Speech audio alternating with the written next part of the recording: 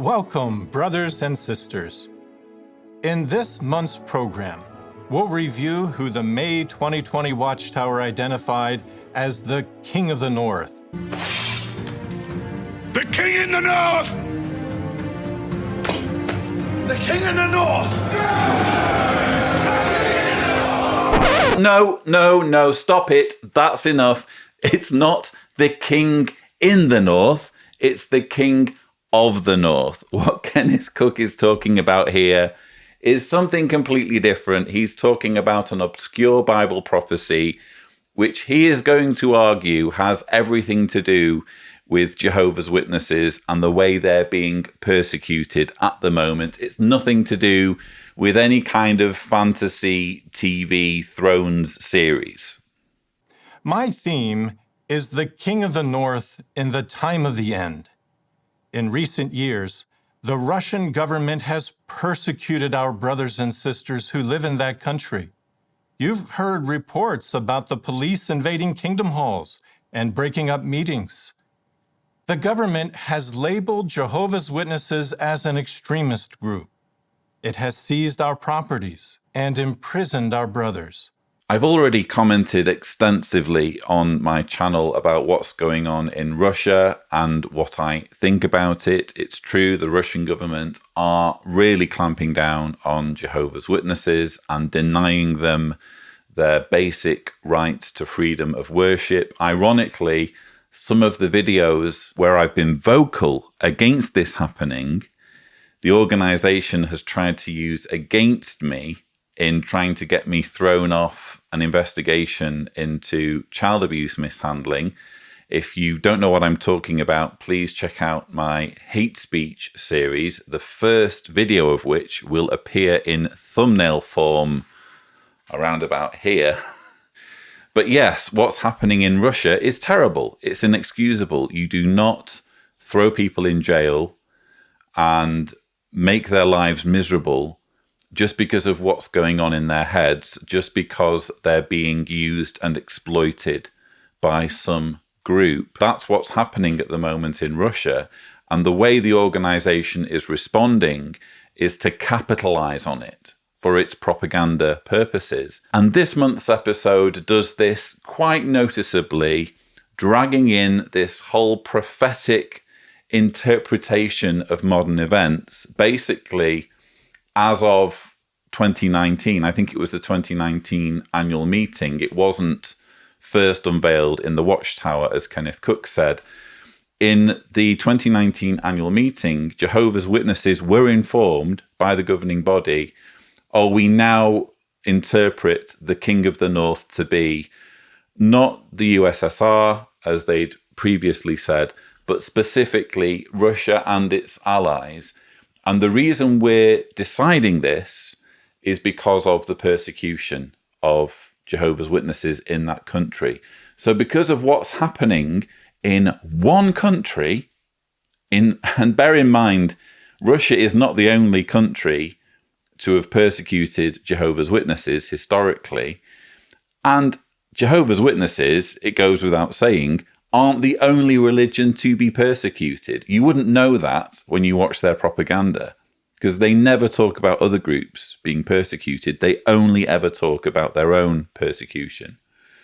So it's incredibly arbitrary and fanciful for them to draw these absurd conclusions about it being more than simply a totalitarian state that has extremely questionable practices, even aside from its treatment of religious groups. I'm talking, of course, about its annexation of sovereign states in the case of Ukraine, its assassination of opponents, its attempted assassination of political rivals in the case of Navalny at the moment.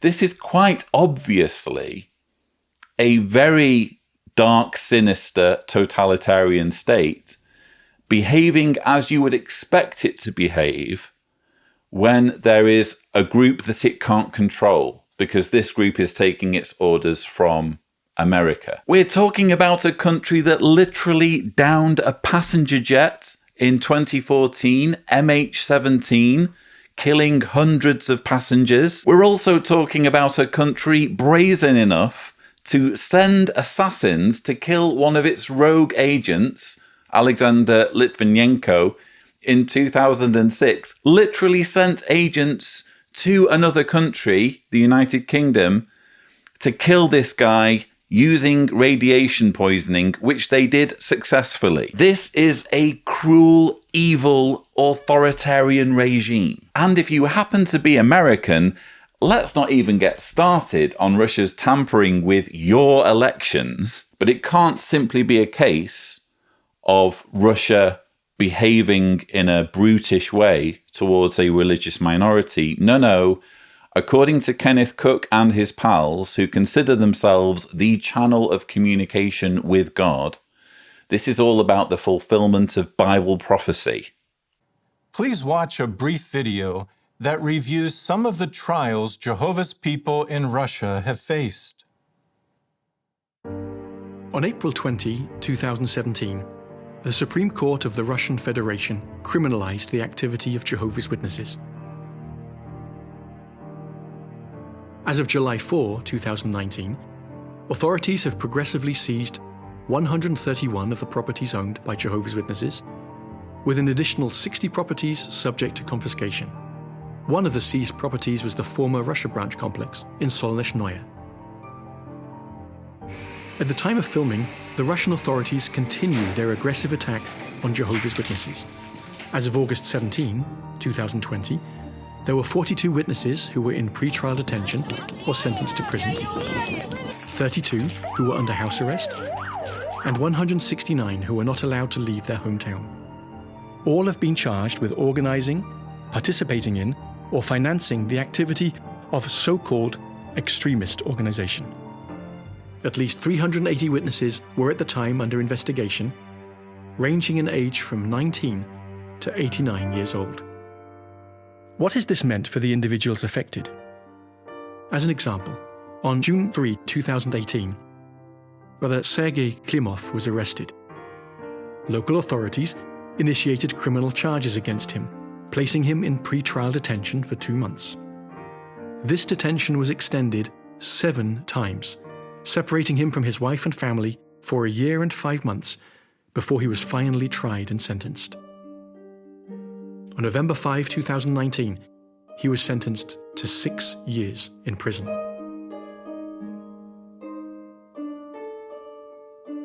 Two of our dear young people in Russia, Brother Yegor Baranov and Sister Daria Dulova, are courageously facing criminal conviction and potential long-term imprisonment. Brother Baranov is only 19 years old.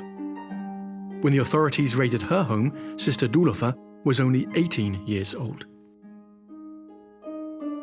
By means of the newsroom on JW.org, we're informed of updated news events. This page includes links to name lists of witnesses currently in prison for their faith, which can help us include them specifically in our prayers. Our brothers and sisters in Russia are resolved to remain loyal to Jehovah despite any opposition, and they put their confidence in Him in the assurance that Jehovah is on their side.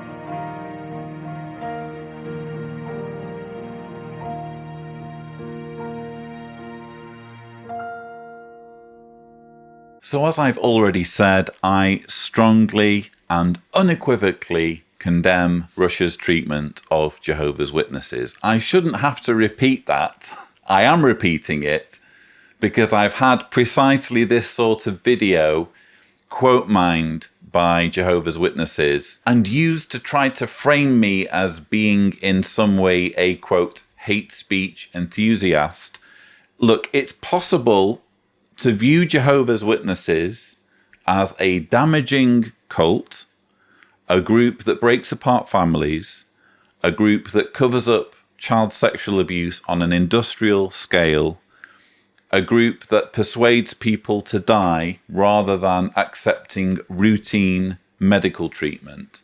It's possible to criticize Jehovah's Witnesses for all of those things and suggest that the leaders need to face consequences for these policies. They need to be held accountable for the abuse that they are facilitating, for example, through keeping a database of known predators, of criminals that aren't being handed over to law enforcement.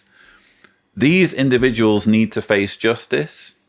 And I can say that while at the same time acknowledging that it's wrong what's happening here. It's wrong what's happening in Russia. These individuals who are being rounded up and effectively treated as martyrs are not the problem.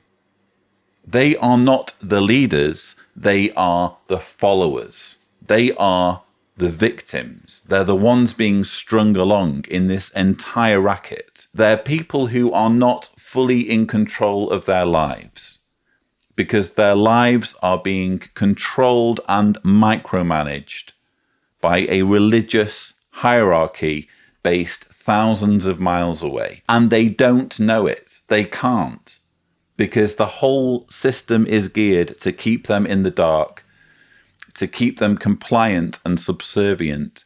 And when things like this happen, all it does is put a huge gust of wind in the organization's sails so that they can point to the brutish thuggery of Putin's Russian regime, which, as I've already explained, ticks the box of totalitarian fascist state in numerous ways other than its treatment of religious minorities.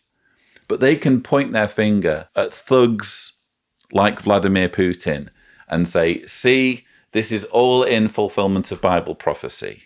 We must be God's one true people, because how else do we explain the fact that in this one country, this is the way we're being treated? But as we're going to see, they don't just invoke the persecution complex. They don't just invoke scriptures that say Christians should anticipate being persecuted. As Jesus said, if they persecuted me, they will persecute you also. So any form of persecution is proof that we're God's one true organization. They go one step further and point to an obscure Bible prophecy in Daniel chapter 11 and say, this is being fulfilled. This Bible prophecy is being fulfilled by what we're seeing today in Russia. It shouldn't surprise us that this powerful government has been persecuting our peaceful, law-abiding brothers and sisters. Why not? Because that government is fulfilling Bible prophecy. Please find Daniel chapter 11. In verse 40, it refers to what the Bible calls the king of the north. Of that king, Daniel 11:41 says, he will also enter into the land of the decoration, and many lands will be made to stumble. Today, Russia and its allies are filling the role of the king of the north.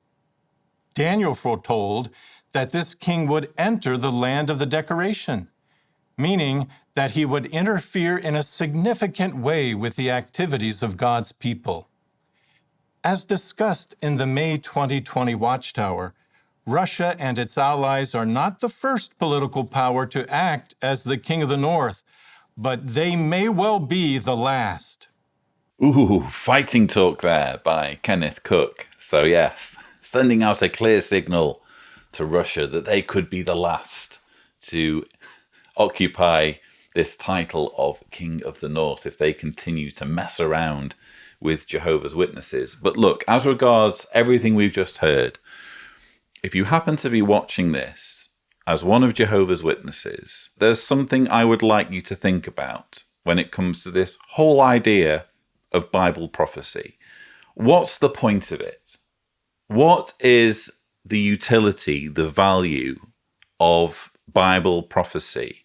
If you're God and you're handing down a prediction to your servants, surely it's meant to act as some kind of warning so that you can anticipate things before they happen. If you're only going to understand things after the fact, then what purpose has the prophecy served? You're only acknowledging something that's already happened, which you could do with or without a Bible prophecy. For a Bible prophecy to be of any real value or utility, it needs to be understandable in advance and not just after the fact. A Bible prophecy that can only be understood after the fact is basically useless and could mean anything, couldn't it? And in the case of Daniel chapter 11, as I'm going to explain later in this video, we have a verse that has a very clear meaning and application from the point of view of Bible scholars. We can easily explain all of this. Everything in Daniel chapter 11 makes total sense from the point of view of Bible scholarship. But then charlatans like Kenneth Cook and his pals come along and say, oh, no, hold it. Bible scholars are wrong. We're right. Those folks who've spent their careers developing their in-depth knowledge of the Bible, people who we will quote mine when it suits our aims and when what they're saying aligns with our agenda. We know better than all of these folks, all of these professors, all of these people who've committed years or decades to studying the Bible. We're telling you that this obscure Bible prophecy is talking about us, is talking about our movement and our organization. If you're going to make that sort of claim, you're going to need some compelling evidence. And when we look at Jehovah's Witnesses, what we see is evidence of them routinely doing this and routinely getting it wrong. So just in this segment that we've just seen, just in this clip, Kenneth reads Daniel chapter 11, verses 40 and 41 about the king of the north engaging in a pushing. Well, I can remember this all being explained in this book. Pay attention to Daniel's prophecy, which came out in 1999. And the writers wrote with just the same certainty that Kenneth Cook is speaking now. But they had a different take on Daniel chapter 11, verses 40 and 41. If you'll allow me to read, in fact, you can read along if you like. The history of the last days has featured the expansionism of the King of the North. During the Second World War, the Nazi king flooded over his borders into the surrounding lands. At the end of that war, the successor king built a powerful empire. During the Cold War, the King of the North fought his rival in proxy wars and insurgencies in Africa, Asia, and Latin America. He persecuted genuine Christians, hindering, but by no means stopping, their activity. And his military and political offensives brought a number of lands under his control. This is exactly what the angel had prophesied.